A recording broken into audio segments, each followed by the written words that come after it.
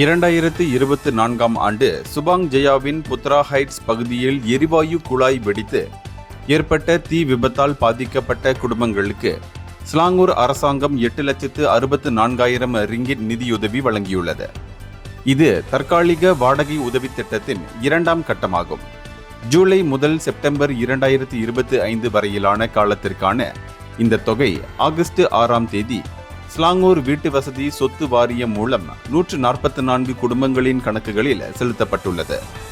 மாநில வீட்டு வசதி கலாச்சார குழுவின் தலைவர் டத்தோ போர்ஹான் அமன் ஷா நிதியை பெறுபவர்களின் தேர்வு பட்டாலிங் மாவட்ட பேரிடர் மேலாண்மை குழு சமூக பிரதிநிதிகளிடமிருந்து பெறப்பட்ட தகவல்களின் அடிப்படையில் அமைந்தது என்று கூறினார்.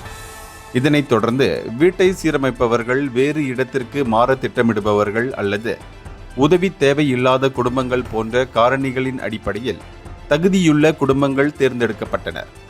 அடையாளம் காணப்படாத தகுதியுள்ள பாதிக்கப்பட்டவர்கள் பட்டாலிங் மாவட்ட நில அலுவலகத்தில் தங்கள் கோரிக்கைகளை சரிபார்க்க வேண்டும் என்று அவர் கேட்டுக்கொண்டார். இந்தியர்களின் இதய குரல் மக்களோசை.